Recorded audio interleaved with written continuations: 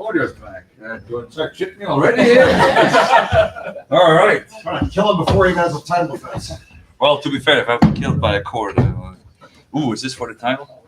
What a first four for this man. There we go. How about the first four matches? I don't think Jay White knows how to do this. I do, so There we go. Oh, did I just go there? Funny. Yes, I did. Very funny. This is brilliant. Thank you. Thanks, Claudio. Ready? I'm going to start with Nick. Jim? Sorry. Claudio, Nick Hausman, Wrestling Inc. Congratulations on your title win here. This is your first World Championship win. It is in Ring of Honor. What kind of a champion do you see yourself being in Ring of Honor? A great one.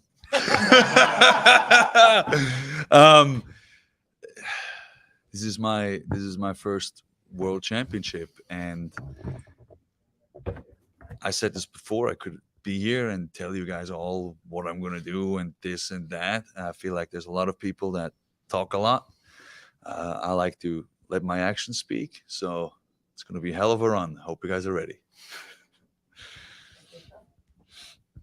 Hi, my name is Jade Cargill. I'm with Wrestle Purists, SE Scoops, and Late Night Grin. And I just want to talk about that moment. We saw the look on your face, like all of that disbelief. Can you take us through what was going through your head during that moment when you saw all the confetti flying down and they're wrapping the championship around your waist? Yeah, I don't know. It's just, the years of hard work and that moment. I actually just talked to Toni about that on the way up here. That I had a hell of a run in this first month. It was like Forbidden Door, Blood and Guts, Fighter Fest, and now Death Before Dishonor. So I think that's, what would I say, like a Hall of Fame or like an all-star first Mount Rushmore, month. You know what I mean? no. Like of things, and that, to top it off with my first World Championship. What made me so happy is the reaction of everybody. To me, wrestling is about the fans. It's about the interactiveness. It's about feeding off the energy, and that's what's always been so much fun. And to hear the crowd, to see it, and then I just wanted to take it all in and just soak it in, because no need to rush. Just sit there and enjoy it. I waited for a long time, so just wanted to enjoy it, and it was amazing. Hi guys, Jesse Collings with WrestleNomics. Claudio, speaking of those first four matches that you've had between AEW and Ring of Honor, do you feel like you have more freedom to work in different styles in AEW and Ring of Honor than you maybe did in WWE? Is that a rhetorical question, or do you actually want me to answer that? Yes. Very short. Yes. I've had so much fun here. It feels like I've been here for years. It feels like this is the place that I'm supposed to be at. All the matches I've had were so different. Which is, for me, that's a lot of fun. Like, styles make matches. And to have that challenge and to have that freedom to express yourself in the ring, on the microphone, everything is just, it's a gift. And I'm very happy to be here, and I'm very happy to represent Ring of Honor as the world champion. So yes, I love it, and I have a lot more freedom, and I'm enjoying it. Claudio and Toni. First of all, Toni, congratulations on all the success here tonight in Lowell, Massachusetts. Death Before Dishonor. Claudio, a lot of professional wrestling history in this city. Two-part question for you first, Claudio. To open the pay-per-view, world title match set the tone for the show. Mm-hmm. And Toni, what was behind the thinking of that to open the pay-per-view with the world title match? Well, it was a great match on that. To answer your question, I thought would be setting a tone, creating a great moment, a great opportunity for a classic match to kick the show off. And of course, with 2 out of 3 falls, it made sense to, as we said, at least consider putting that up as one of the double main events. So we did a double main event to open and close the show. And as Ian explained on the commentary, it was a coin flip. And the 2 out of 3 falls was what win. Normally, the world title match is always at least in consideration, and as it was here. So it was a double main event to open and close the show with a world title match and a 2 out of 3 falls match for the tag team title. Both great main event matches, both great world title results. Yeah. It was kind of a throwback to see, because back in the day when I was in the Ring of Honor before, many moons ago, it was such a stacked roster, just like it is today, that you can have a tag team title match as the main event, and it's a no-brainer, right? I mean, like, you guys have seen that match, 2 out of 3 falls match was absolutely amazing, right? It was so much fun to watch. It was incredible. So there's no question, right? You have the TV title, you have the pure title, you have obviously the world title. So, you know, even back then, the Briscoes were still around there. So it was, okay, you can have the tag titles in the main event, or you can have the world title, and it just kind of, it flows, whatever makes sense, whoever wins the coin flip. And that just speaks for the product itself, and that just speaks for the level of competitiveness and the level that the tag team wrestling is at here in Ring of Honor and AEW. And I think that's a credit to the brand.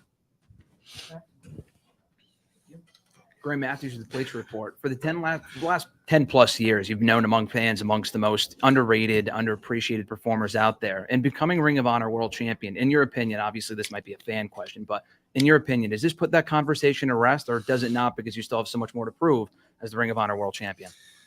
First of all, I feel like we're all fans, right? And that's something to be proud of. Because I just watched the matches today, just because it's fun, you know. That's why we are wrestling fans, all of us, and that's how I think what we should be in our heart, because it's more fun to enjoy it that way. I don't know if I was really underappreciated, because I feel the fans were always in my corner. They always appreciated me. So I always had them on my side, which made me very happy. And I feel that's why I'm where I'm at today. That's where I hold this. So will this put the debate to rest? I don't know. That's a question for the people debating it. For me, I've said that before. This is just the beginning. You know, like, anytime you reach a new height in your career, you always have 2 choices.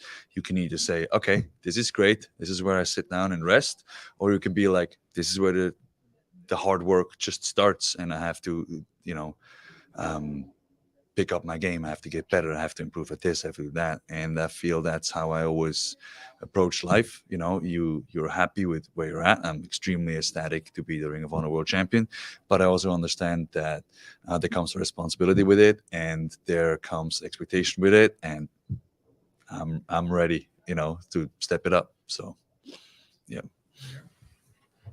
How's it going, Claudio? Liam Crowley with comicbook.com. Tonight, obviously winning the Ring of Honor world title, your first world title in your career. You're 2 months after debuting with the company at Forbidden Door. Would you say that this is your brass ring moment?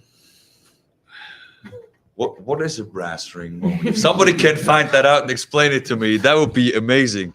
I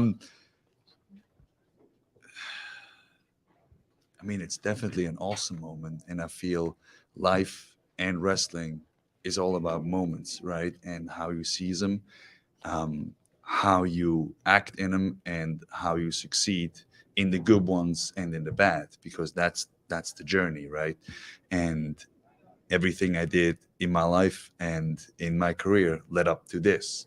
So if that's a brass ring, I would say the first month was kind of, you know what I mean, a brass ring moment, because it was one of those, like, okay, how do you replace arguably one of the best wrestlers in history in Bryan Danielson, right? So then it was like, okay, I got to step up, because I don't want people to be like, oh, you know what, I kind of want to, you know what I mean? So it's to be that and be able to pull that off, and then going to blood and guts for 60 minutes. And you know what I mean? So it was like, to me, that was like, okay, this is great. This is a fantastic challenge. So if this is the culmination of my brass ring month, I think that's a really good one. Justin Barrasso, Sports Illustrated. Question for each of you. Tony, was the original plan? I thought there were injuries at Forbidden Door to kind of necessitated Claudio wrestling on that card. Was the original plan to debut him tonight? And for Claudio, you know, in order to win the belt and have it mean anything, you got to beat somebody special. Jonathan Gresham, one of the hallmarks of your career has been you've done things your way. He's the same way. I think Jonathan's so talented. If you wouldn't mind touching on what you respect most about him.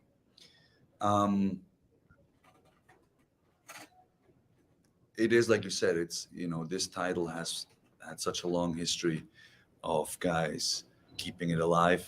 And when the future was uncertain for Ring of Honor, he did that. He kept the Ring of Honor world title alive. So I respect that a lot about him. And I have to say, it was the original plan. Yeah, it was originally, he was going to debut here, and it would have been a different build to the pay-per-view than what we did. And I think in a way that, everything worked out perfectly. You saw tonight the announcement that Bryan Danielson's back.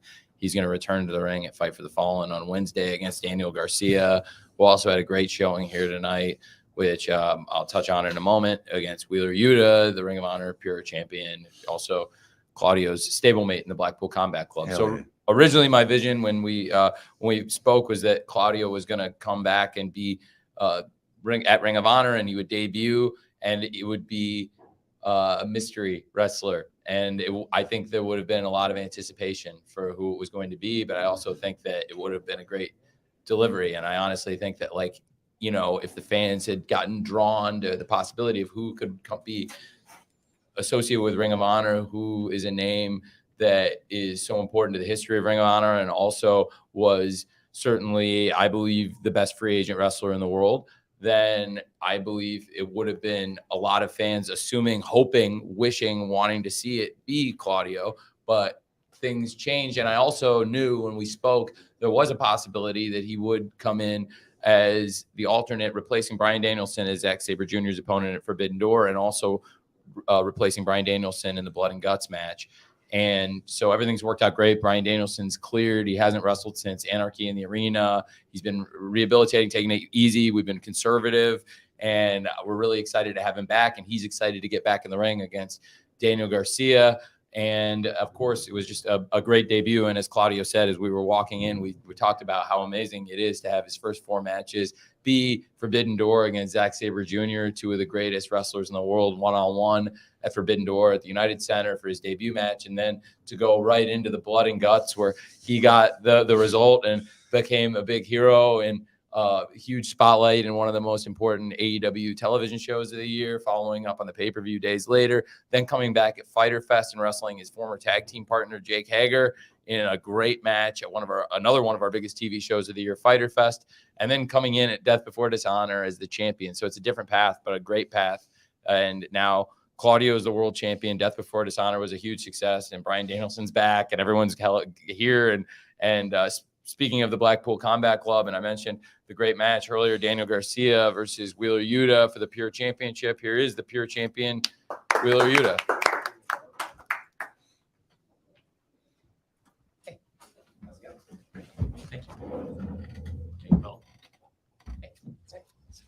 We need to have a cool handshake for the Blackpool Combat Club. I thought it was the Top Gun. It is the Top Gun. Yeah, we got that. That's right. If you have more room. He already made the Jay White joke before he walked in.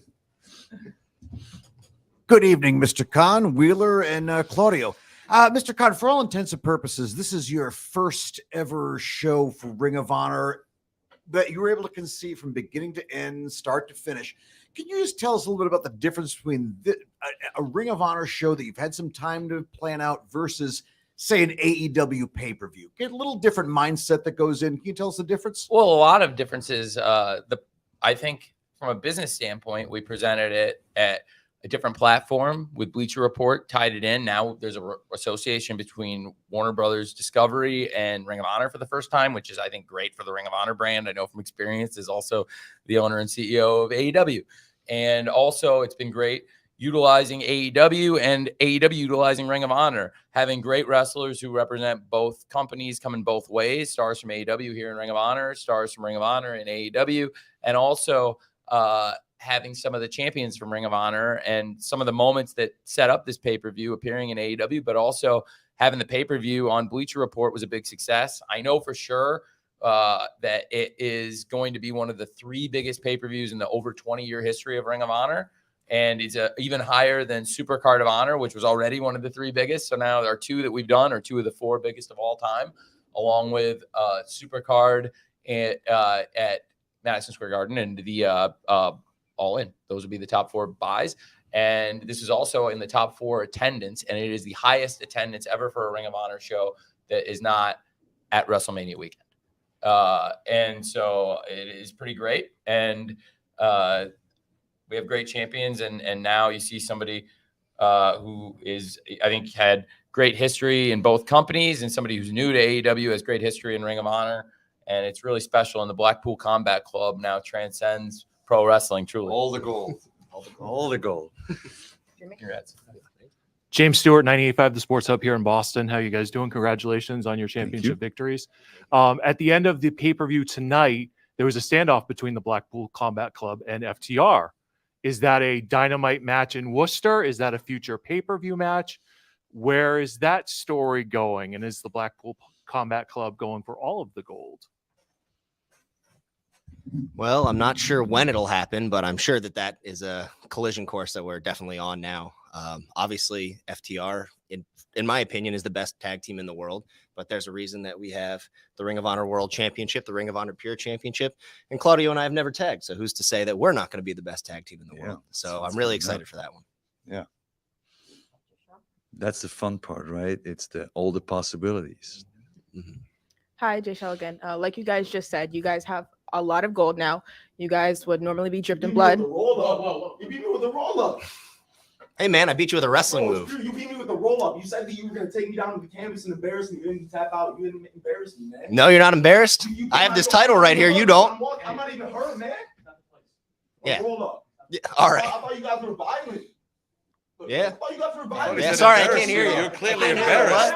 What? Get out of here, fanny pack. I think you embarrassed him if he's coming up like that. Yeah. You know? When I beat Brian, it's going to be worse than a roll up. I might send him on vacation with his family again. No. Oh, yeah? Send him on vacation to work on his Hey, garden a little bit. hey, I'll see you Wednesday. Really? Hey, Danny. You going to pin me again? Hey. You just going to put my shoulder? Hey, I got a microphone. You don't, all right? So get out of here. Get your ass out of here. Come on, Danny. Come on, Danny. Come on. This is embarrassing. Oh, yeah? That's it? All right. Thank you. Thank you very much. It was a very great match, Daniel. Thank you. Great match. Thank you, Daniel. Good work, Daniel. Real close. Careful. Very, very, Maybe next time, very pal. careful. Very, See you very Wednesday. careful who you're calling out here. You didn't embarrass me. You put me with a roll up. He's almost crying, isn't he? Sorry. I thought it was a great roll up. Oh, thank you. It was a great match. It was a great match. And you guys have had a great rivalry across pro wrestling, a lot of great matches, different companies. And I think, you can't deny that you guys have had great matches. And he, no matter what you think of what he just came in and what said, I think he's a great wrestler. So Tremendous wrestler. Thanks for, I'm I'm looking forward to thank you seeing for him and restraining Brian. yourself. No problems with him as a wrestler. It's just him as a human being. Terrible to deal with. It seems like only known him for a month, but I'm looking forward to him and Brian. I'll tell you that much. Doesn't get better. Yeah, it's a cool story. I mean, it's really great to have Danielson in his comeback match. I think, that's going to be a hell of an opponent, firsthand. I mean, he's better than anybody in the world. I think he's a great opponent. So it'll be a tough match for Brian in his first match back. And it's, he's a great story too. I mean, you touched on it rather in a flippant way, but the way he came back from the accident, that's a true story. It's a true story. Jericho and I both, I didn't know him, but I heard about the story, and Jericho and I both donated to the GoFundMe. And I don't need, what you said, I think in the heat of battle is what you said, but it was a real situation, and he's got a lot of guts. Yeah, he does. He's the perfect opponent for Brian when he comes back, as it, Yeah, it's going to be a great match. Yeah. Like I was saying, you guys are now dripped in gold, like when you're normally dripped in blood. It's gold this time. But what does it mean to be able to hold championships alongside so many other great wrestlers, and also to have the mentorship of William Regal, who's also obviously an amazing wrestler, amazing mentor? What does it mean to be able to have so much brotherhood in wrestling while maintaining and defending these championships? To me, that brotherhood is what drives you. I talked about that earlier, that when you reach a goal, there's two choices. You can either just rest on your laurels or keep improving. And I always want to surround myself with people who push me to get better. And that's exactly what the Blackpool Combat Club does for me. Like anything I do, I have either William Regal or Mox or Yuda or Brian be like, well, I could have done this better, or maybe try this next time or do that. And that's what it's all about. That's what that brotherhood is. And it's awesome to have somebody like Yuda who is still so young and so incredibly good. Like, I think I told somebody that earlier. I was like, can't wait to see him in 6-7 years, because it's going to be, you know, hit his, like, that's when he's going to hit his prime. So it's just so much fun to be here and watch it, and hopefully help guide people like him in the right way. So to me, the Blackpool Combat Club is that brotherhood, and known all the guys for a long time, and Yuda for a month. But it feels like way longer. We actually have way more in common. So that's what why it's so perfect. Yeah, I think. Sorry. No, I was just going to say, I think that the way that the Blackpool Combat Club has really taken like a genuine interest in helping me develop as a pro wrestler has just been incredible. Like being able to work with such great minds and always have, like you said, that feedback, that iron sharpens iron mentality of just making sure that we're all doing what we should do in the ring and just getting better and better every day has been invaluable. And to have this championship for me, kind of brings things full circle. I made my debut in Ring of Honor in the Pure Championship tournament when it was brought back after being retired for many years. I never got to hold it, never got to even challenge for it after I lost in the first round. And then I never really wrestled in front of a Ring of Honor crowd. My entire first duration was in front of no one. So being able to kind of bring that back full circle is really special. You also debuted in Daly's place, right, as we were coming out of the pandemic. Yeah. Right, as we were getting fans back. Yeah, I was on the last like long dark tapings. Yeah, it's really cool to be able to be back started here. around then too. He had done a little bit, but you know, you guys, it was pretty amazing. Like I said, it's an amazing rivalry, and I have to say that you know, the match you had tonight was really special, and you've come a long way. And from when you first came to AEW to now, and then in Ring of Honor, from when you were in Ring of Honor previously to now, I think tonight you really showed how far you've come and why you're one of the most exciting young wrestlers in the world. Thank you very much, Wheeler. Thank you. It's our last question for Claudio and Wheeler. Wheeler, about 18 months ago, you were the best kept secret in independent wrestling, and now here you are on worldwide pay-per-view Bleacher Report. What's that journey been like for you? How does that feel, knowing that you've, for intents and purposes, you're on the right track? Have you made it? Have you not made it? How do you feel after looking at where you were just 18 short months ago? Yeah, it's been one hell of a ride for sure in the past few years. I went from being an independent wrestler during the pandemic, thinking that my career was over and that wrestling was dead forever and I'd be done and have to go get a real job. And then everything really turned around. Ring of Honor was the start of it for me, really. Ring of Honor, then New Japan Strong, and then, of course, AEW came around. And being able to have all of these opportunities is really special. And, like, the fact that AEW even exists, like, I should probably be on the independents for another like 5 to 10 years based on how like previously wrestling. You're exactly where you need to be. Okay. So Yes, where yes. you should but be. I'm very happy that this exists, because without this, I have no idea where I'd be. Yeah. Well, I'd be working at Vitamin Shop in Philadelphia. Is there one? I know. Is it one more? One more. Anybody? Okay. Yeah. Hello, Steve Fall from NBC Sports Boston. Thanks you guys so much for putting on a great show tonight. Tony, will we ever see a unification between Ring of Honor and AEW Championship someday to just have a special on Dynamite? Because there's so many great specials when Dynamite pulls them out. Could we see something like that? Well, I'm open to having some title unifications potentially. I think the champions have obligations on their different brands, different challengers, so it could be tough. I mean, potentially you could face a conflict, for example, at a big event where a champion, there might be 2 separate championship matches, 2 sets of contenders. So that's something I've been mindful of also, trying to keep the schedules manageable. You know, there has been some unifications in AEW right now. There are people carrying multiple championships, and it's happened before that people have carried multiple championships in AEW on more than one occasion. So it's something you could potentially see. I mean, certainly.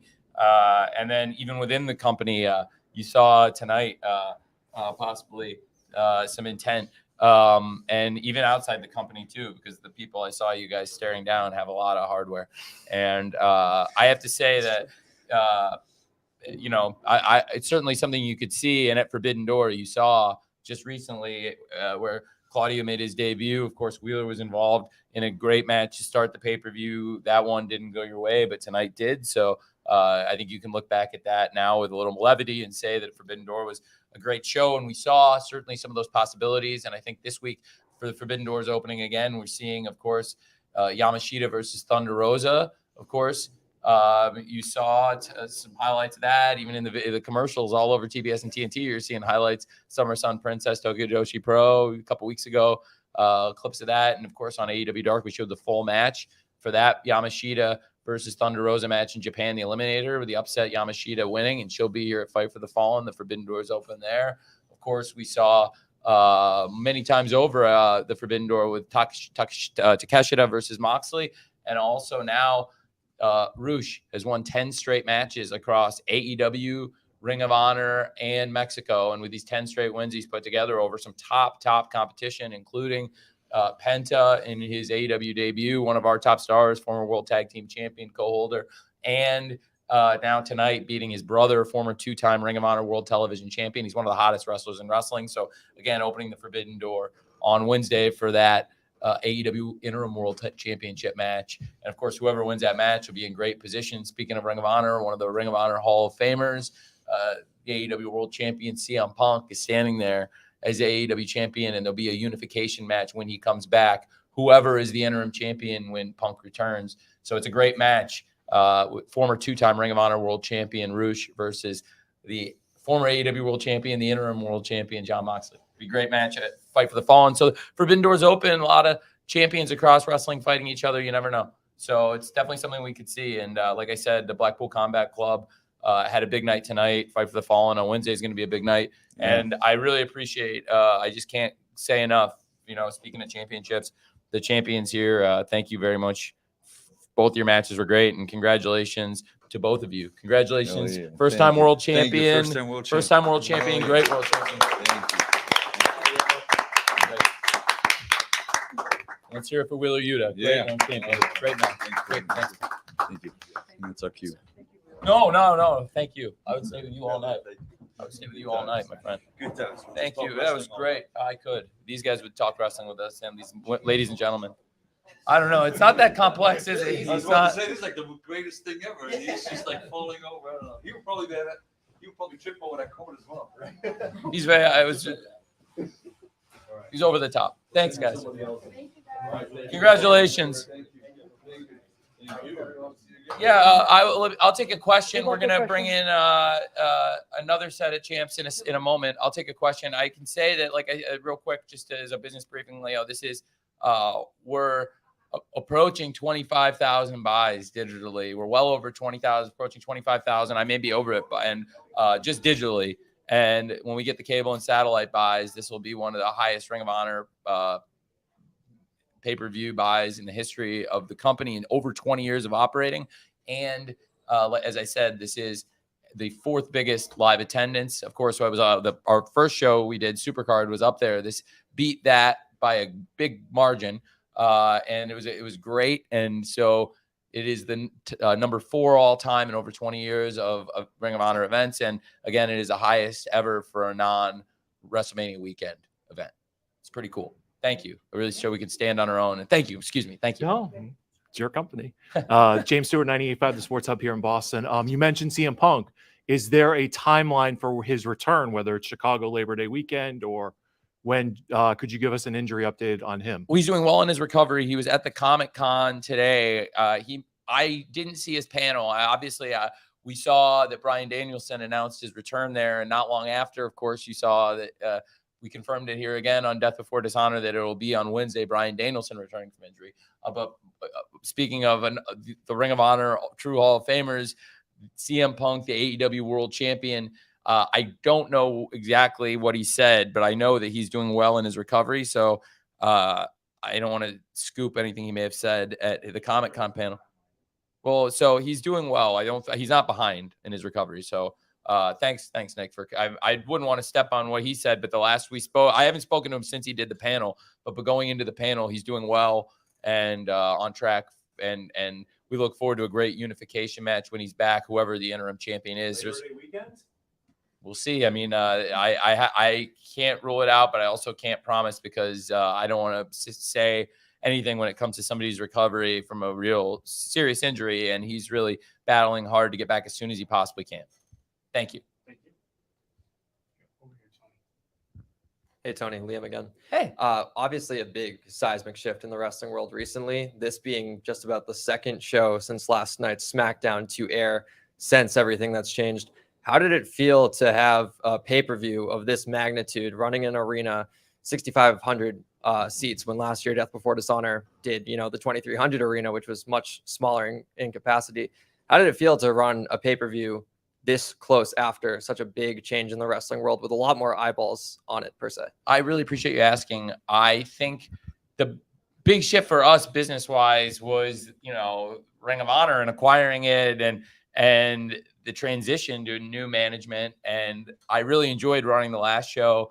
This, I had the final say booking, and we also took the revenue, but because we were in the process of finalizing the sale, it hadn't maybe 100% sunk in, and technically it hadn't 100% sunk in, even though it was binding and it was going to happen. It was like closing on a house.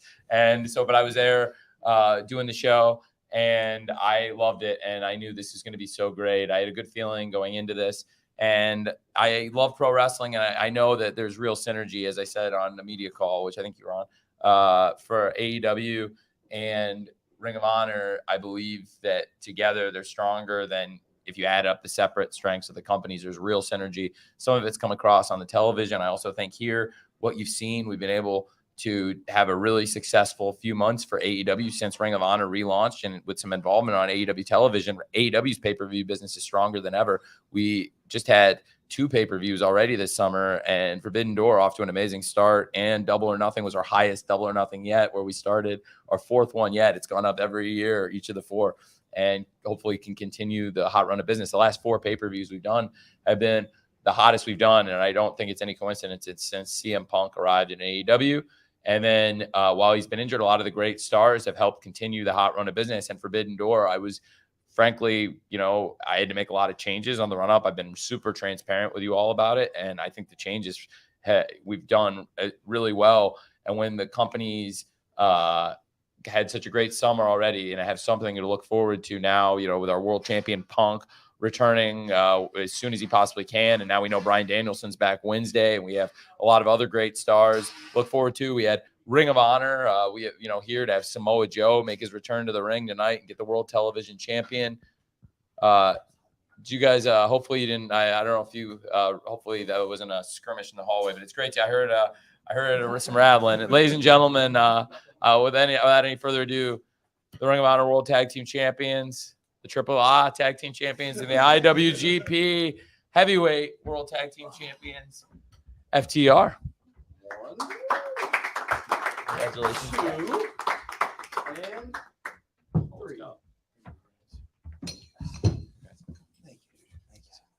Sorry, I'm sure I want to wear a shirt. That's all right. Sorry. It's an emotional evening. For them, they do. But, I say they're handling it a lot better than Jay White. Hey, how's everybody doing? Here we go. Tony, can I follow up on one thing you just said before we get to FTR? Roosh and Dragon Lee. I know Lucha was such a big part of that last iteration of our Ring of Honor. That match was spectacular tonight. To go a little behind the scenes with us, how did you put that together? I'm going to stay after they're done. I promise we'll get to it. Okay, all right, perfect. No, yeah. it's cool. I don't want to waste the champ's time. Thank you. You totally understand, Justin. Please. Okay, thanks. I can tell you're cool. Thanks. I'll ask one of the champs then, if that's all right. Yeah. In terms of finally working so hard to get to where you wanted to be recognized as the best in the world, not just by your peers, but the crowd, by it seems like everyone. Has that sunk into you? I mean, again, to work for something for so long and to finally attain it, it's a unique feeling, right? What's that feeling like for you? Well, did you hear the post-match promo? I think that's something I live with every day. And for so long, I was so afraid that we weren't personally, I wasn't going to be able to do something good for wrestling because it's done so much good for me. And this year alone, thanks to Tony, has allowed me to do something good for wrestling and do something good for my family on top of that. And I don't think it'll ever set in. But I've always fought very, very, very, very hard to make sure that we could, or to try to be able to leave something behind. And we talk about legacy, and it's such a buzzword now, but we do talk about it a lot. And to be able to do that this year alone means the world to me. I'm going to stop talking because I'll just start crying. It's not something I don't think we'll ever get used to. And I said it Wednesday, but I meant it. Like it's unreal to me every week when we go out there. And I remember after a Supercard of Honor, we were going into Boston for the Young Bucks rematch. And I was thinking, if the crowd's half as good tonight for us as they were, or if they're half as good in Boston as they were in Dallas, we'll be okay. And we went out there and the crowd was just so behind us. I could not wrap my head around it. And then I was like, man, that was really cool. And then it's kept going and it hasn't stopped. And the scale that it's reached now, I don't know. It's overwhelming, but it's overwhelming in the best possible way. Yeah. And I've said it a million times, like I can speak for myself. Being accepted and being loved and being wanted was something I didn't have for my whole life. And now millions of people around the world accept and love and party with us. And that means the world to me.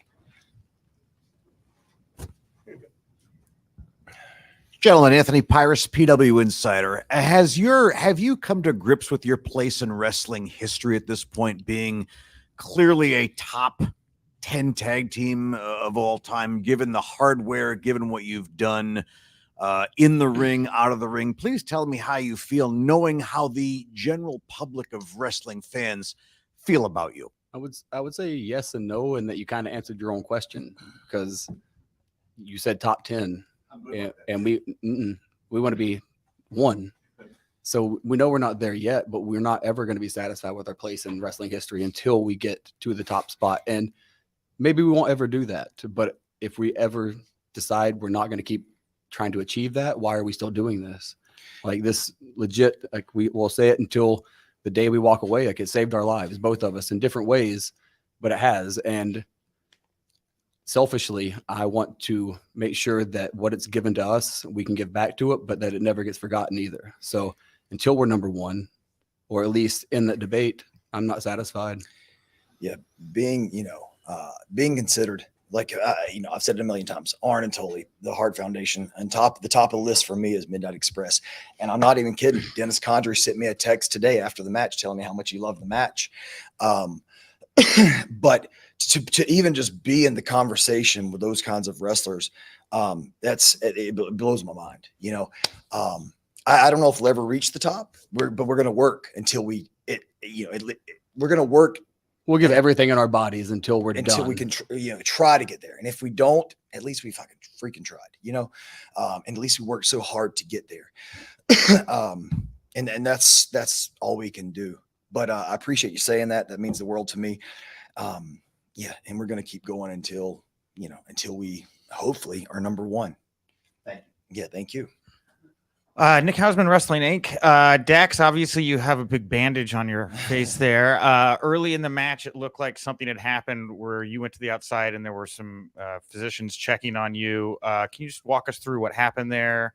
And if you're dealing with anything here other than the thing on your face after the match? That's just a mustache, man. Come on. It's Saturday, so it depends on the day. I'm dealing with something different every day. Tonight, he gave me a side suplex, and that is a very, very, very dangerous move. Landed kind of high. I hurt my shoulder a while back at Forbidden Door, and the doc, he asked me before the match how I was feeling, and I told him the truth, and he said, "Okay, well, I just want to make sure everything's going to be okay for tonight." He did all the tests and everything's cool. But as soon as that happened, he just took it upon himself to come and check and make sure that the shoulder and, the labrum and all my neck and everything was cool. It's a physical sport, but I'm okay. I'm okay on Saturday night. So ask me tomorrow morning and we'll see, Hi, my name is Jay Shell. I'm representing a bunch of different companies. I'm not going to say their names anymore. But I do want to talk a little bit about mental health in wrestling. Obviously, you guys are dealing with a lot of stress, pressure, anxiety to top the last match that you guys just had. How are you guys able to deal with that and overcome all of those things? Man, I don't know. Honestly, I have a great support system at home, and I think that's the number one thing. And I think the number one thing for mental health and anxiety is to admit it, that you have it, and the generation before us never did that, especially men, especially stupid Southern men, like my dad would never in a million years admit something was wrong. When I told him last year what I was going through, and I said, I think I'm going to see a therapist. And he was like, "What? Why do you want to see a therapist?" I'm like, "Well, because I want to try to get better." And he said, "But do you feel like you're going crazy?" I'm like, "No, like I just want to get better, And so they don't understand. That generation does, and this generation we're figuring it out as well. But to top the last match, yeah, there's a ton of anxiety there. But I was secure in our abilities, and I was secure in their abilities as well. That we may not top that last match, and that's okay. That's fine with me. But I knew it was going to be a very, very physical match, and I knew we were going to try to. And I knew the hard work from the was going to be appreciated by the Boston crowd. So for me, after what I've gone through the last a year ago, the anxiety of a wrestling match is nothing anymore. Yeah, the anxiety of life is way far more. It's just harder, not even just as a wrestler or a man, but as a human being. Man, like look at the stuff we deal with, every day, every single day you see something different, and it's all freaking scary, but we have to admit to ourselves that we all need help. We all need a support system, whether that's a family or whether it's a friend or whether it's a therapist. I'm on Zoloft. I am talking to a therapist, and I'm very proud of that because I've come out on the other side, and that's the stuff we need to talk about. Wrestling anxiety, wrestling is whatever. Life anxiety is what we need to talk about, Yeah, I think more than anything now, I feel more comfortable than ever because the crowd has kind of let us know that they appreciate what we do. So it gives us that comfort going into a match, knowing, okay, like we can do what our minds are thinking. And for the most part, these fans are going to follow along with us. Like they're going to enjoy this. They're really letting us know how much they appreciate the hard work. So like that part makes it a little easier. But like you were saying, there is a lot of stress that comes with it. But with our platform, I think not just talking about the wrestling stress, talking about the life stress is a huge thing for everybody, because pre-pandemic it was bad, but during the pandemic you saw or you heard a lot of people, loved ones, friends, family, strangers that were going through something, and I think they felt shame. They didn't want to speak about it. Having a guy like Dax who went through what he went through last year and now being so vocal about it, I think that is a huge plus for mental health and for the advocacy of it and for getting help and knowing that there's no shame, there's no stigma. There isn't. Like, and if there is, we'll beat the shit out of them.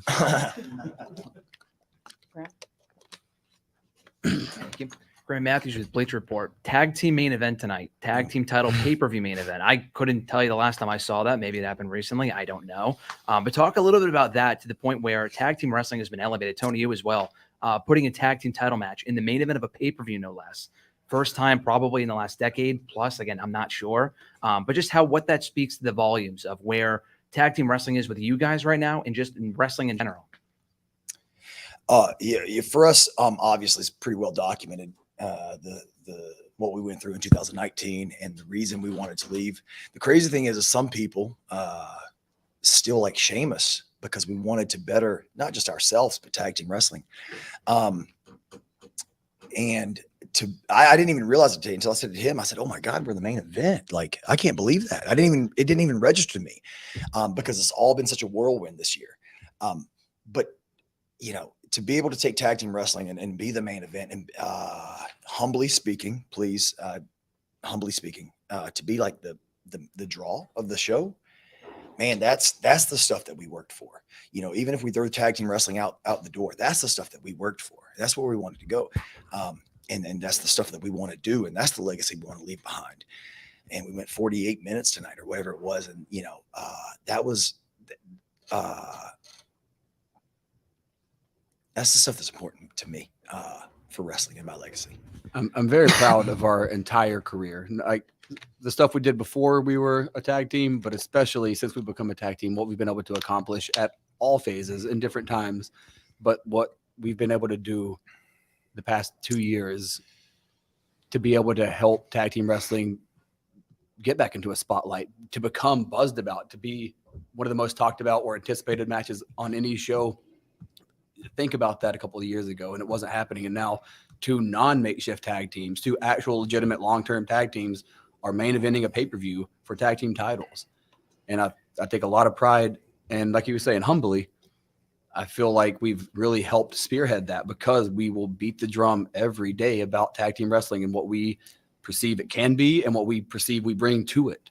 So yeah, I want it to be spotlighted. I want it to be a main event. I want it to be the match that people are looking forward to every single week, every single show. And tonight, that was just another insane thing we can check off the list now, because we've never main evented a show as a tag team, especially not against another actual tag team. So it's one more step again for what we want tag team wrestling to be, but we're not done yet. We have a lot more we want tag team wrestling to be, and we'll keep being little assholes until we get it there. Not to you, though. I'll stop being an asshole to you. You're being great. We have a great run. Yeah. You're not sweating at all either. I know. God dang, dude. So last 2 questions, Mike and Steve. Thank you. Mike Riley, 98.5 of Sports Hub in Boston. And you guys talking about the main event there, tag team, to close out a pay-per-view. 2 out of 3 falls, amazing. Some people already calling that potential match of the year candidate. It is in my bucket right there, guys. But the after match celebration too. And who was that youngster up there? Can you share who that was? Any idea? No idea. I don't know if they were. His name's Austin. Never met him until tonight, but okay.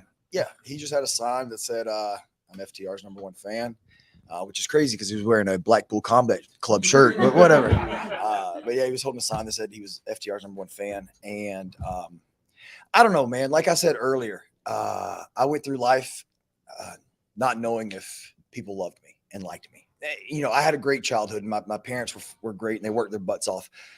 But I don't think I knew exactly what love was, And when I see families out there, I try to watch my mouth as much as I can. But when I see families out there, like, it brings joy to me, because that, like I said, that's the only time that I can remember me and my dad and enjoying the time together was watching wrestling.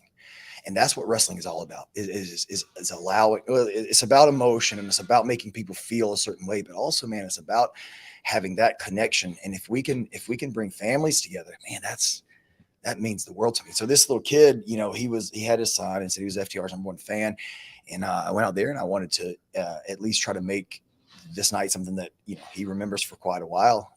Because who knows, maybe he might not ever be able to come back to another wrestling show, or he may not, get out too much. But if he got out just tonight, if tonight was the one night that he got out and got to hang out with his mom, then I wanted to make it the best night possible.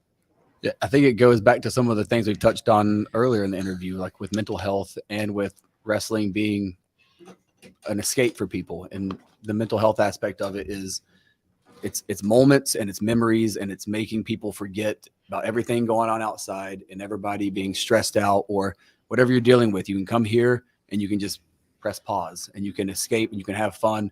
And hopefully that's a moment and a memory that Austin will never forget. But also, like, the crowd tonight, when he got in there, everybody was happy with him. Yeah. And everybody's cheering for him. And I'm getting stupid goosebumps right now because of it. Like, yeah, what if that happened? What if he raised his hands on the ropes and all these people freaked out, and in his mind, he's like, man, they like me. These people like me.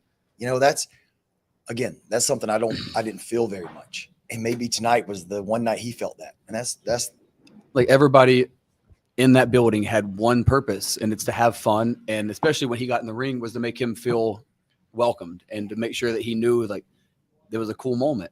And like, to sit there and have like a conversation with him, to hear like his excitement and to see his mom's face when we took him back over, like, that's what it's all about. Like, it's not about Like, this is cool. Yes. Like, this is cool. Yes. But at the end of the day, like when I was his age and I had nothing to look forward to, that would have been really fucking cool. And this is the only major sporting company in the world that would do that. I promise you. Everyone else would be afraid to get sued or whatever, you know. I'm not crying either. Last question for the champs. All right, I'm Steve from NBC Sports Boston. Everyone compares you to the greatest tag teams of all time, but is it hard for you to admit that you are one of the greatest tag teams of all time? Because obviously, humbly, you want to say, "Oh, we're not." Maybe, but at the same time, a lot of people compare you to like the Hart Foundation you brought up earlier. Is it hard for you to actually sit down and go, "You know what? We are one of the greatest tag teams of all time"? But I'm just talking to him. No, no. I don't know. I don't think I've honestly, if we're being honest about it, I don't think I've ever sat down and thought about, are we the greatest of all time? Are we one of the greatest of all time? Are we Mount Rushmore material? I don't know if I've ever thought about that. The things I think about is when Bret Hart texts me, or Dennis Condrey texts me, or Arn Anderson texts me, or, these people that I looked up to, who I loved, and admired, and they tell me how great we are, or what we did was great, or, those are the things that I'll forever remember. Like Arthur Ashe last year, we had this match with Sting, and I went to Sting the week before in catering, and he was eating catering, and this was a year ago, so he had relatively just come back. And I said, "Hey, I know at 62 years old, I know you probably have some doubt in your mind, and that's okay. We all do. We're all insecure, And I said, but if there's ever a night you wanted to go 30 minutes, next week is your night. Because I promise you, we can make sure I said, we know Sting better than you know Sting. And we can make sure that happens." So we had the match at Arthur Ashe, and I was on vacation with my family. And I got a call from Sting, but I was out. We were at the beach. I was out at the beach, and I come back up, and I saw my phone. I was like, "What number is this?" So I listened to this voicemail. It's like a 3-minute voicemail. And it's from Sting, and he could not. He just. I still have it saved on my phone. But he said, "Hey, I can't thank you enough." And he called Dan too. I answered. Messed up. I should have had the voicemail. but he left me this long 3-minute message, and he said, "I can't thank you enough." He said, "You guys went out of your way to make sure that I looked as good as possible." He said, "I was so afraid that I embarrassed myself." He said, and then I got on on Twitter, and I read the results, and I read what the reviews were, and people still love me. In my mind, I'm like, "Yeah, you're Sting. Of course, we still love you, and you're still the man." But he had that doubt, and those are the things that I'm like, greatest tag team of all time. That may happen, whatever. It may not happen. Top 10, whatever. But those are the things I remember. My hero, when I was a kid, has a voicemail to me. He took time out of his day to call me and say, "Hey, you're the best, or you guys are the best I've ever been in the ring with. Thank you so much for that. That made my career." And that's the things that mean the most to me, Yeah, I'll just add to it real quick. It's just the same with what he was saying. I don't know if I've ever really sat down like I want to be, and I say it, but I don't know if I've ever really sat down and thought about, okay, where do we compare to the Midnights? Where do we compare to the Hart Foundation? In my mind, we don't.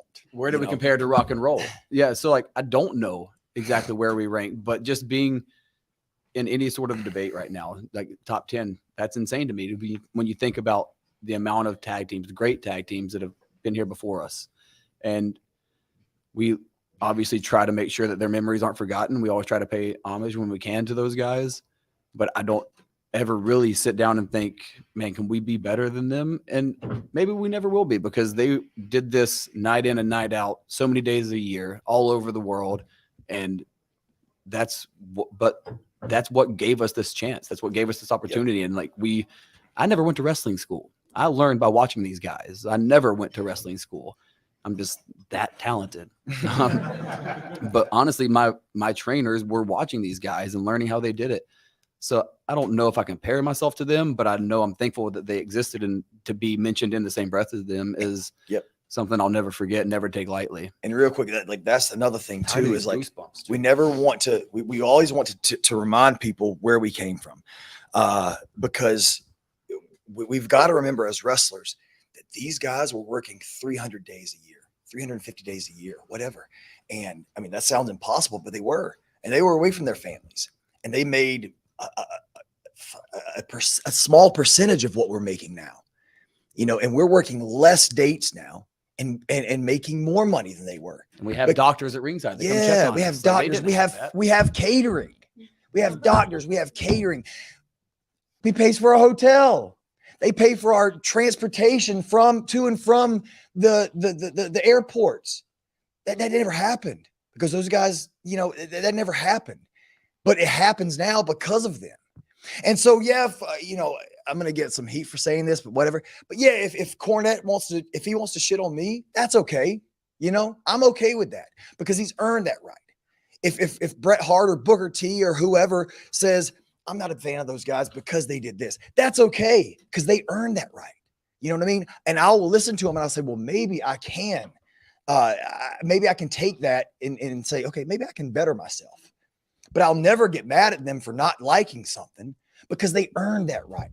Because they were away from their family a lot longer than I'm away from my family now, you know, and they paved that road.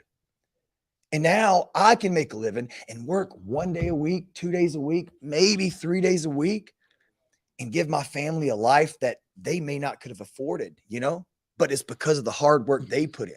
And we as wrestlers have to remember that. Sorry, that was a tangent for no reason. I apologize. Sorry. I love wrestling. And sorry. But thank you. Thank you. FTR. Thank you guys. Thank you guys.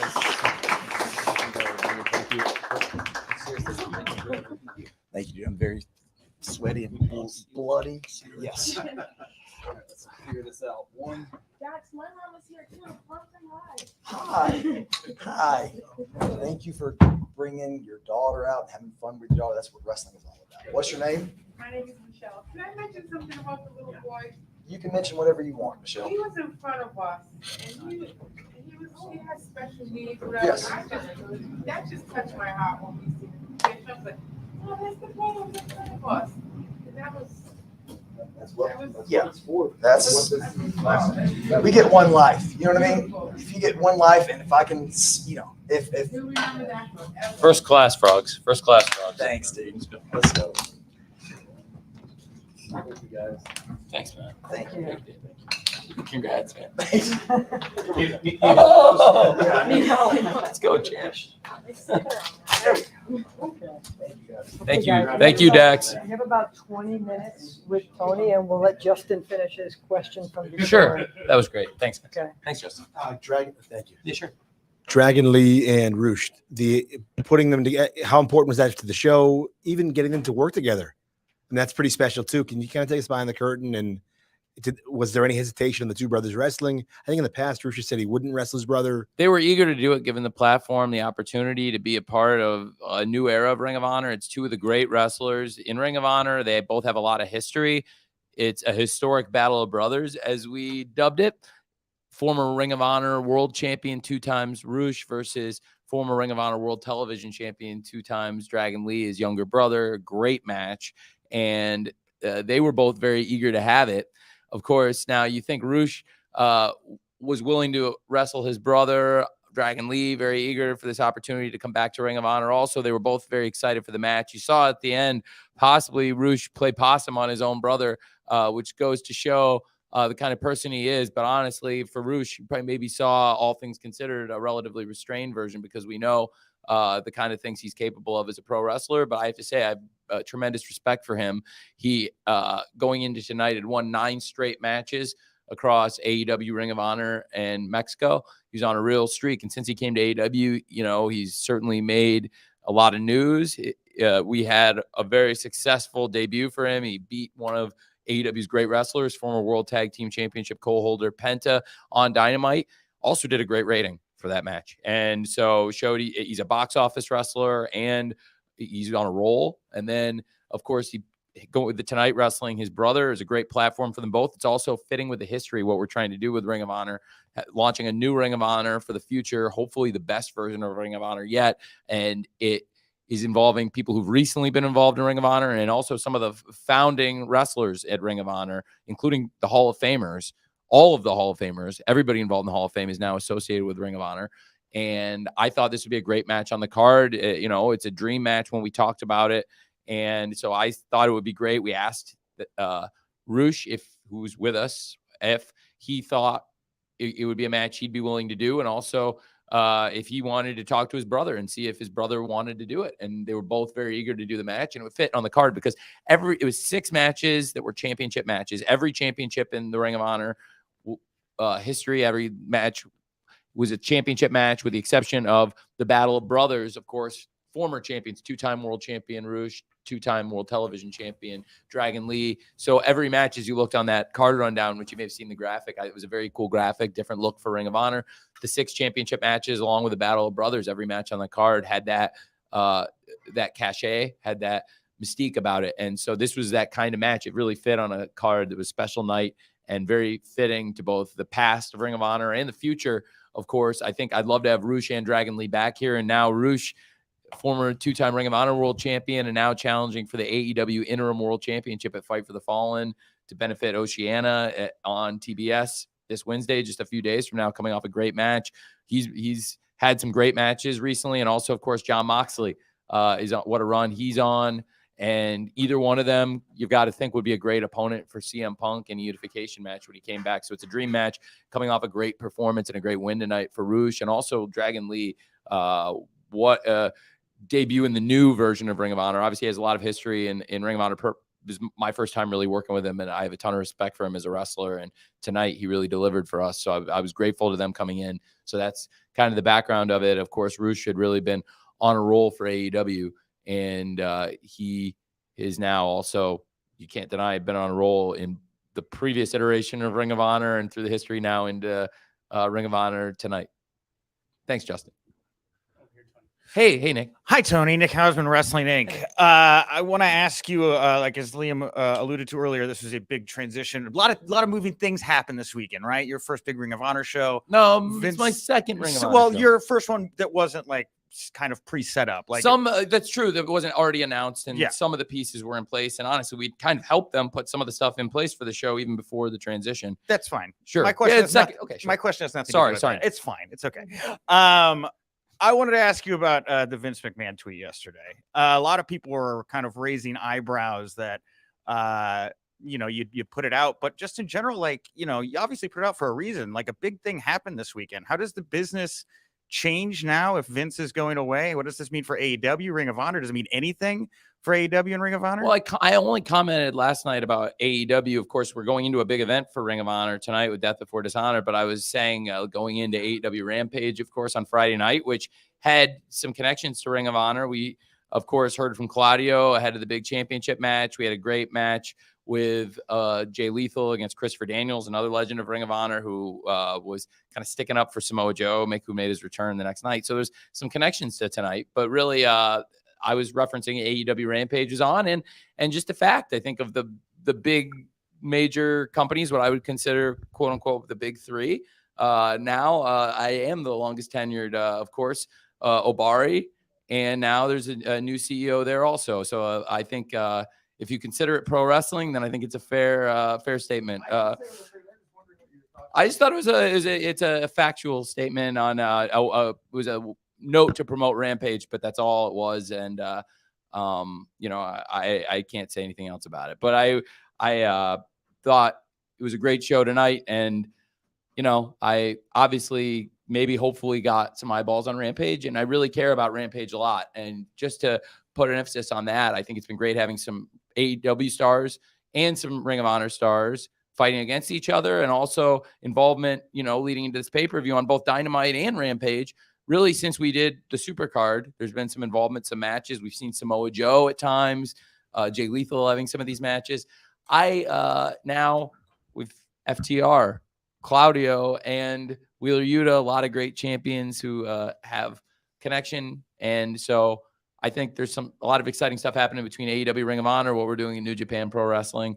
And really on a Friday, sometimes I will try to promote Rampage in fun ways. I also am known for, as the show starts, if there's a movie before us, mentioning the movie ended, here's what's happening in the movie, whether it's The Dark Knight last night or Men in Black 2 a couple weeks ago, or various movies like that. But it's fun, Friday nights. Thanks, Nick.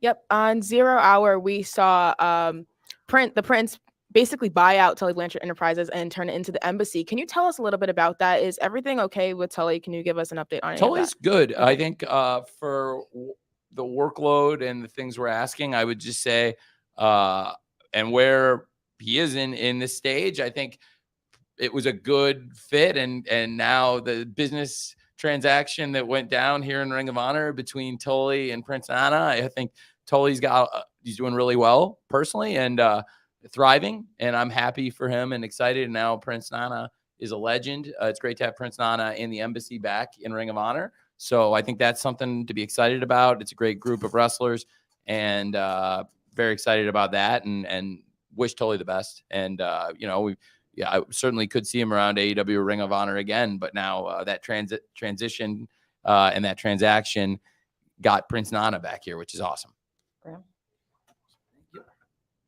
Graham Matthews, Bleacher Report. One of the biggest questions for the last 3 years, 6-man tag team titles. You get asked all the time. We saw 6-man tag team titles tonight from Ring of Honor.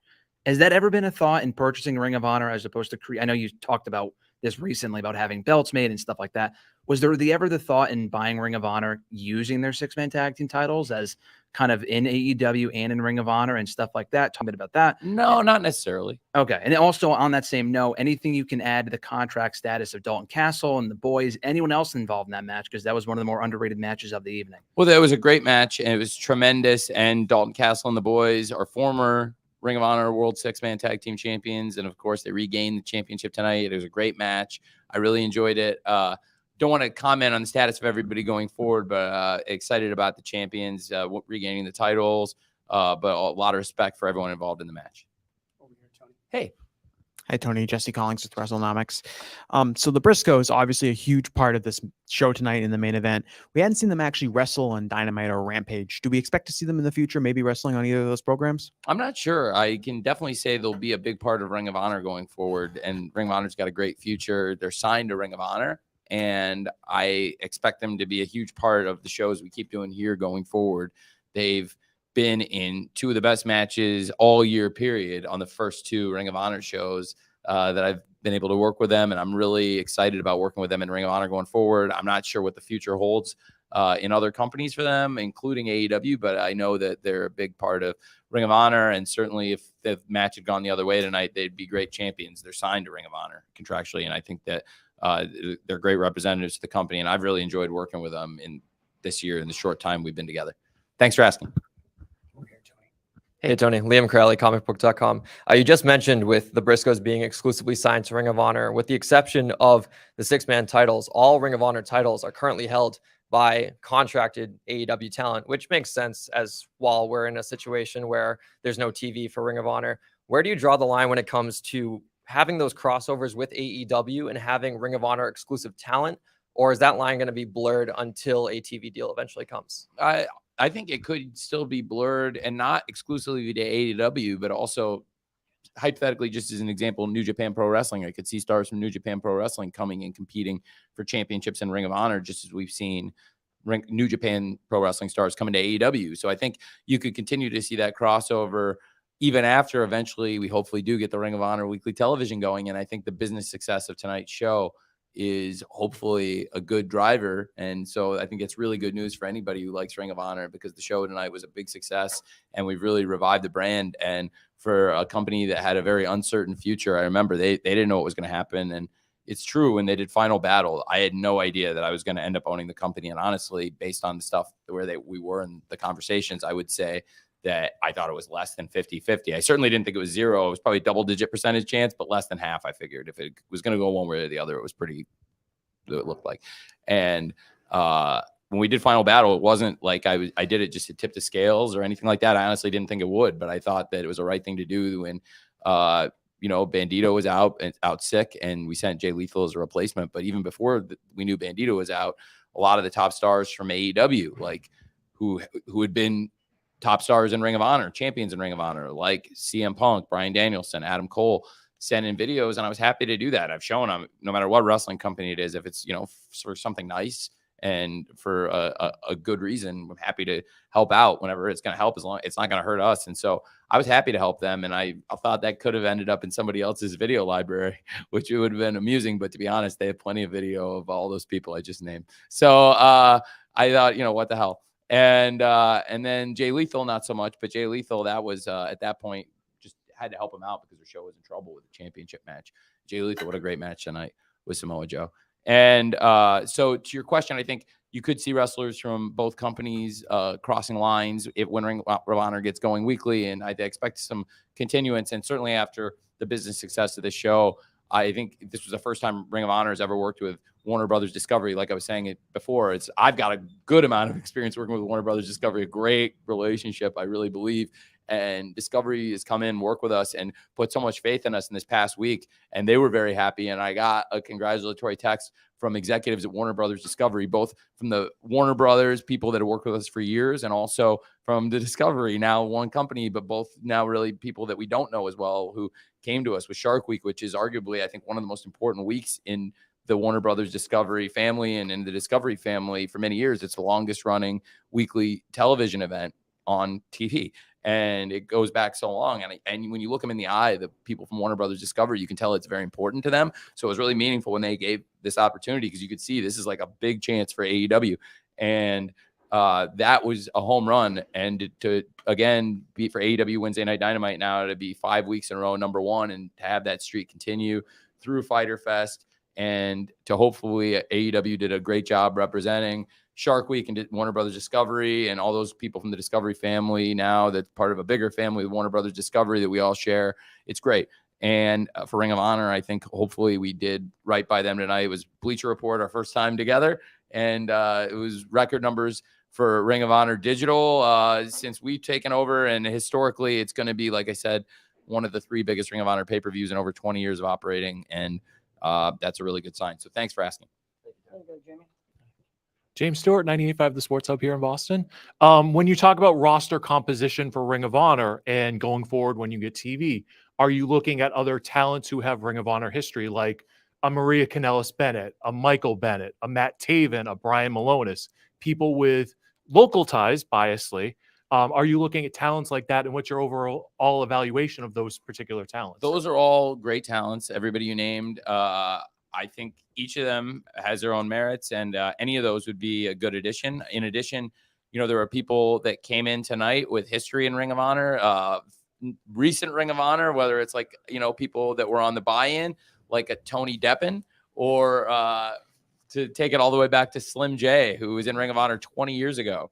And I was very excited to bring back recently. I'm proud of that. Slim J is a hell of a wrestler, and he should have been wrestling on TV a lot more in the last 2 decades. And now for him to be a part of Ring of Honor, and also he's going to be debuting on AEW Dark now and very soon. And so Ari Daivari and Slim J, great to have, many wrestlers come back. And of course, Serena Deeb and Mercedes Martinez, also wrestlers with a history in Ring of Honor. Willow and Allison Kay, great match. And Willow, we saw not only wrestle for us at Supercard of Honor in a great championship match, but she'd had history in the recent Ring of Honor. And like I said, we've seen names spanning the 20 years of Ring of Honor, people who've been here recently and just stayed with the company through the transition in management and ownership.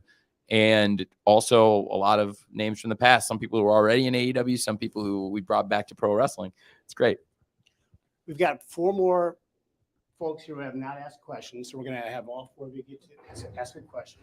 Okay. And then maybe can I do one more? We'll make it 5. We'll do 4 that haven't, and then I'm going to flip a coin. Let's do the 4. We'll do the top 5. Let's do the 4. Here we go. Let's go. Here we go. Starting with this, Joe. Thanks. Anthony Pyrus, PW Insider. You actually just said a name that I was really happy to hear you say, Mercedes Martinez. Obviously, she got probably the biggest win of her career tonight. And going forward, she looks to be a big part of the Ring of Honor process. Can you tell us what goes into something like that? And tell me about the Ring of Honor women's division, because I really like what she does. And I thought the match tonight was an underrated banger, as they say. Thank you. She's been tremendous, and it continues to be a tremendous champion. She was a great interim champion for Ring of Honor. And then, of course, won the unification match on Dynamite against Deanna, and has continued to be now a great champion here at Death Before Dishonor. I have a ton of respect for Mercedes. The way she arrived in AEW as a mercenary, getting involved, doing other people's dirty business in some of the matches. She's a better wrestler than that. She's a great pro, and I have a lot of respect for her.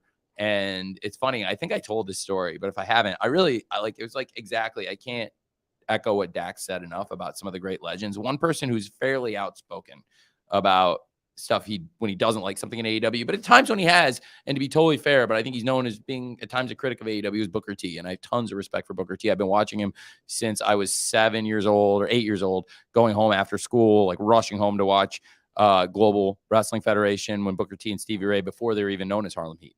And going back all the way to Gary Hart and Sebastian. And so I've been a fan since I was a little boy of Booker T and his brother, Stevie Ray. And he's been vocal. And actually, one of the first times I met him and talked to him, at least since I was a little kid, first time certainly when I was a professional wrestling promoter, was on Chris Jericho's cruise. And he was quite adamant that I should have signed Mercedes Martinez. And I was pointing out to him that, okay, so I really liked her. She came in and did the original All Out in 2019. And I actually was the agent on the women's casino battle royale on All Out, and I put it together, and she was the Joker, and she was one of the final people in it. So to say that when I put the order of entry and the thought into her, it would be an understatement. But also, if you remember, in 2019, talk about a different roster. I mean, it was a leaner company. This was before we'd gotten the TV extension and had new money coming in. And then I started to really build up the roster in early 2020, if you remember, with free agents that came in, the big crop in 2020, including FTR came in 2020.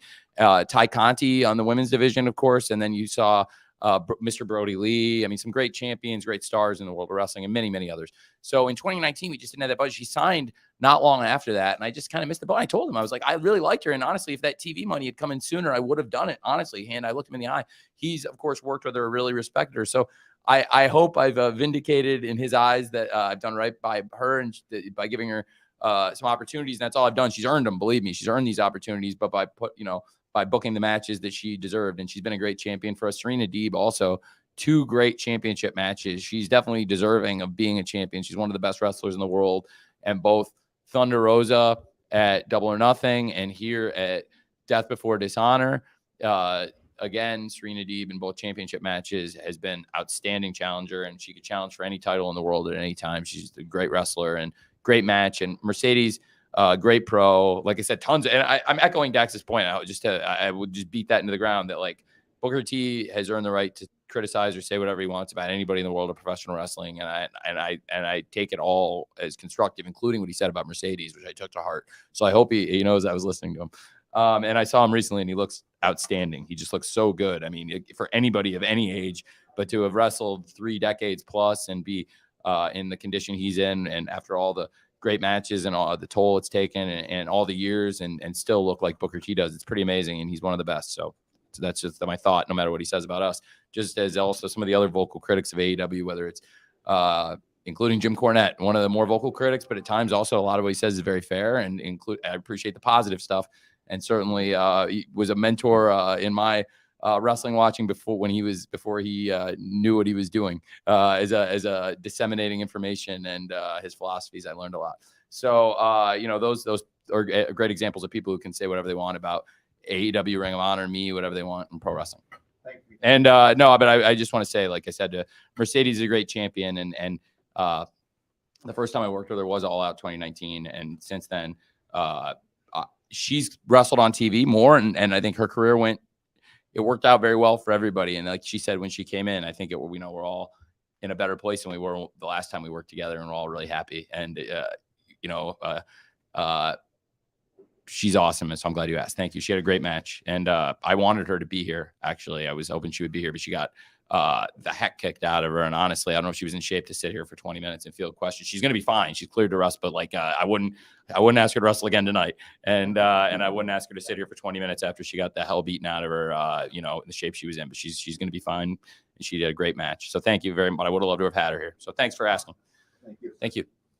Tony, for those after tonight's show is so successful, for those eager to watch this on a weekly basis, is 2023 any comment on when we could see a weekly ROH product? Could it be live? Any details you could share, even if it's just your optimism? I'm just really optimistic. I heard during the week that the pre-buys were going really well, and talking to Bleacher Report, it was surreal talking to the folks from Warner Brothers Discovery Bleacher Report about Ring of Honor. Of course, the first show was a transitional show, and they were really open to this, and I thought it was going to help professional wrestling.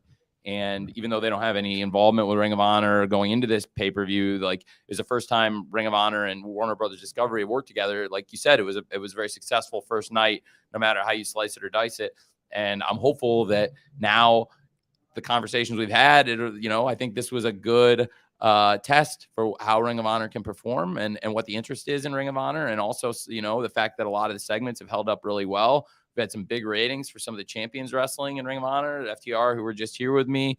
And of course, Samoa Joe has had some great defenses. It was great to get Samoa Joe back tonight. And I really just can't say enough about him and what a huge star he is in the history of Ring of Honor. One of the other Hall of Famers. And we got every Hall of Famer of the four that was not a class I picked, but I certainly could not have picked a better class than the group they picked with CM Punk, Bryan Danielson, the Briscoes, and Samoa Joe.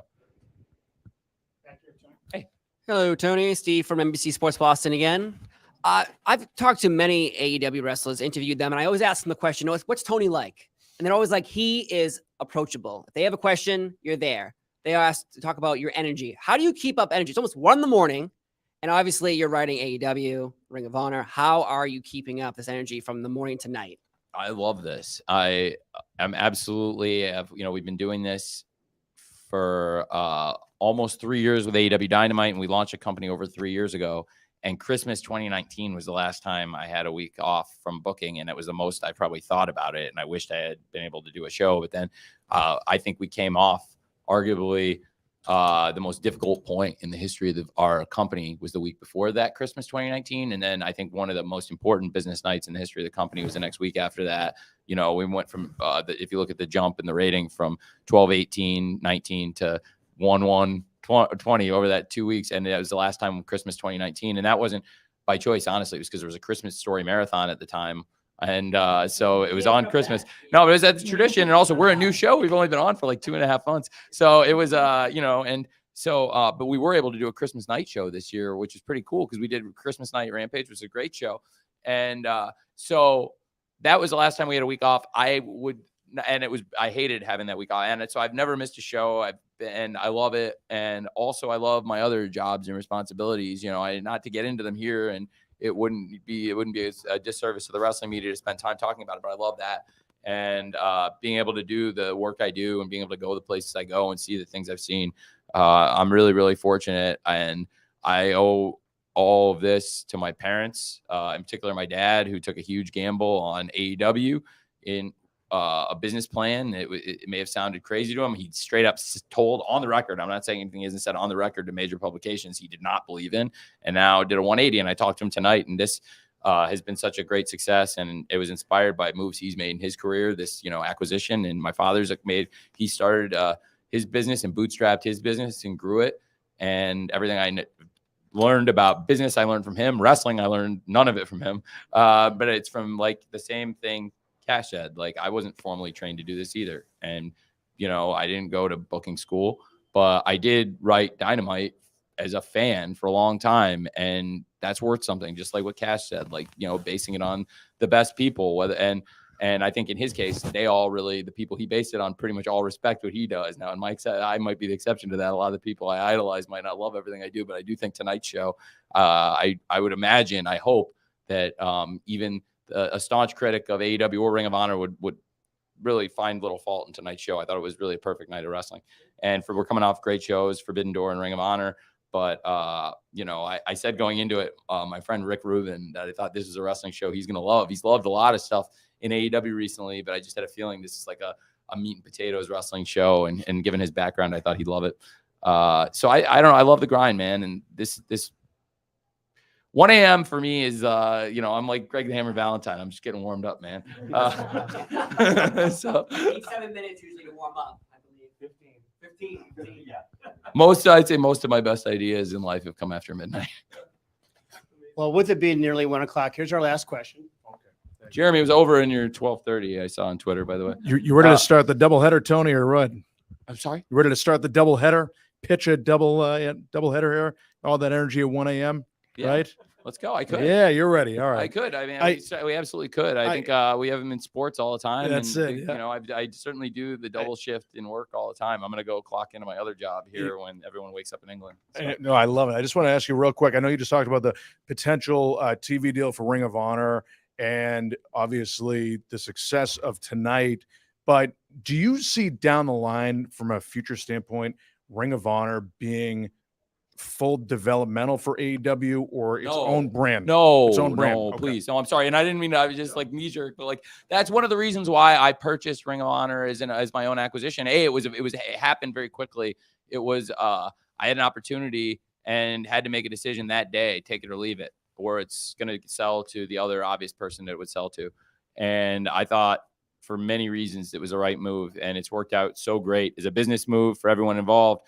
I don't see Ring of Honor as developmental for AEW at all. I see AEW Dark as developmental for AEW. Now, there has been some involvement from some of the Ring of Honor wrestlers if you follow it closely, but also a lot of the young AEW wrestlers have come along on AEW Dark. Look at some of the top acts in AEW, and I've said, pardon me, because I've said this in scrums before. So, but like, I'll give you examples. Okay, a lot of this in the pandemic, we were already using it as that to some extent before we got into the Dark era. But then when we were able to tape it in the studio in the empty building, I could just stay as much as we wanted because there was no audience. We weren't running anybody down. It was empty, no audience. We started taping 14, 15, 16 dark matches and bringing in independent wrestlers, anybody who could travel into America safely. And also a lot of people, they weren't able to make a living either in their day jobs or particularly in pro wrestling because there wasn't really anybody else running. And we ran these shows safely. We had no known COVID transmissions. We did bring the fans back in the 25% seating capacity. But AEW Dark has been developmental. And there were acts, for example, Max Caster and Anthony Bowens were separate wrestlers on Dark. And now I was in a position where I like them both, and I forced my hand. A lot of people who work here now, including their trainer, Pat Buck, who's an executive at AEW now and a great coach. He was their coach. He coached them in pro wrestling, and he was working in WWE, and their coach is telling them your own coach, the person who trained you to wrestle, both of them as individuals, is recruiting them. And what's pretty cool is I was able to talk them both into coming because I had plans for them. They'd never tag teamed before, but I really believed that they both are special. And I asked them to give us this opportunity. And if it doesn't work out, just stay tonight, do this match together, see it, let's get a feel for this. I really like you. I'm looking you both in the eye, at Max and Anthony. I'd also only seen Max Anthony had sent out a tape for the Search for Spears. And it was in 2020, early pandemic. And he looked great. And it was like, this guy. And he came in and worked on Dark. And then Max, coming out of Creative Pro, I'd seen Max rapping on Twitter, like in his home, I think, in his home studio, but he'd never done it as the entrance. And I really believe there was something there to a tag team, the Acclaimed. The Acclaim's a name that I just thought would be a cool name for a team forever. And one was actually when Chris and I were kicking around ideas. Well, his first thing was the Fist, and I was like, I'm not sure about that, Chris. And then my first thing was the Acclaimed, and I think we ended up settling on the Inner Circle, which was I think Chris. So the Acclaim's a great example. Powerhouse Hobbs. Powerhouse Hobbs has worked his way up. He'd worked on Dark, and then he got an opportunity on AEW Dynamite based on the hard work he did on AEW Dark. I was looking for a good opponent for Darby Allin in the summer of 2020, and it was him. And I was the coach on the match, and I got to work with Will Hobbs firsthand, and what a first-class person. Then you have Red Velvet, who was really, I think, wrestling her and she's been in some of the biggest matches. She was the main event of the first ever AEW Rampage, Red Velvet, and an important wrestler in AEW. She's, big matches, including in the match with Cody and Red Velvet versus Jade and Shaq, which was a huge match for AEW. And so we really believe in her, really trust her, and she's only gotten better. It sucks that she's been out injured, but she's a great example of somebody who came in, was not the spotlight person on AEW Dark, but we took notice of her, and then the opportunities, and then she started to get chances on Dark, and then started to win some matches and put something together. So those are just some examples, the Acclaimed, Hobbs, and Red Velvet that I could think of, but there's been more in recent years. Wheeler Yuta in both AEW and Ring of Honor has really come along. He's on AEW Dark, like he said. We brought him in for the tapings, also his rival, both before AEW, before tonight. He's had great matches with Daniel Garcia. And, both of them worked really hard on Dark to get into the positions they got in on TV. And honestly, different paths to get here. Garcia, I don't know why, but when 2.0, formerly known, other names, but at the time, Matt and Jeff of Daddy Magic and Cool Hand Ange, when they became free, really great TV wrestlers, great reputation. I thought they'd be great veterans to put with Garcia, do something different.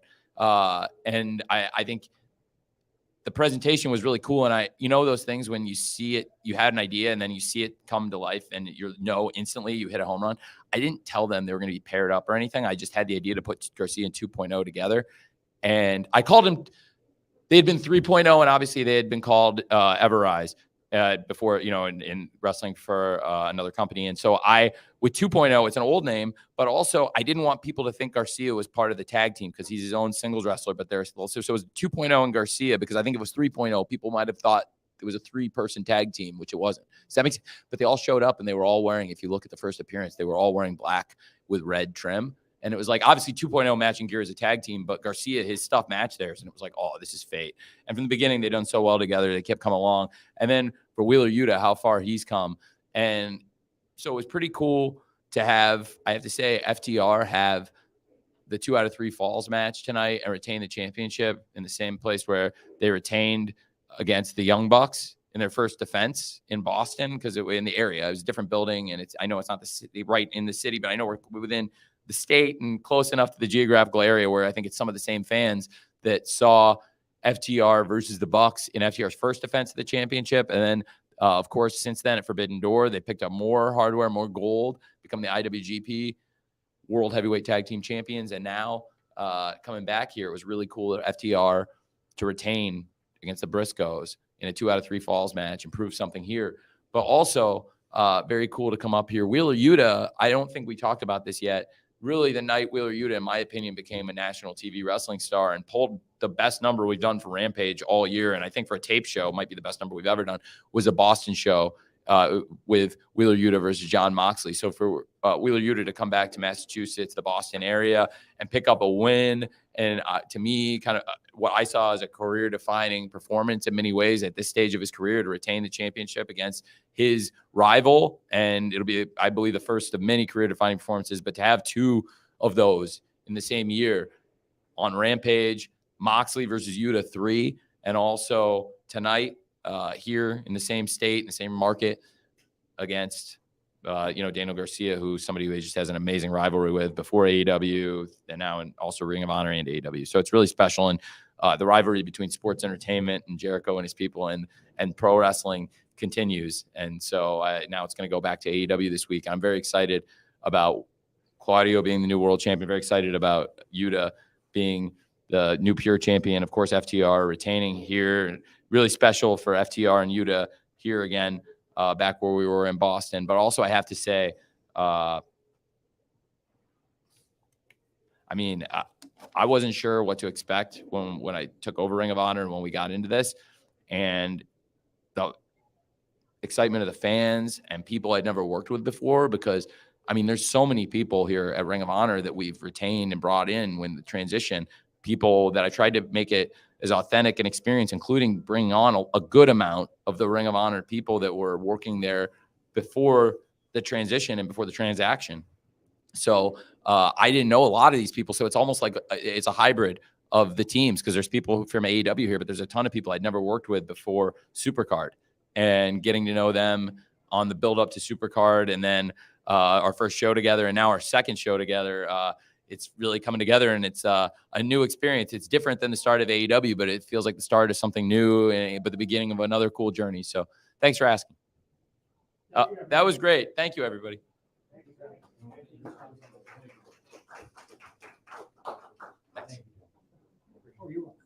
Sure, yeah.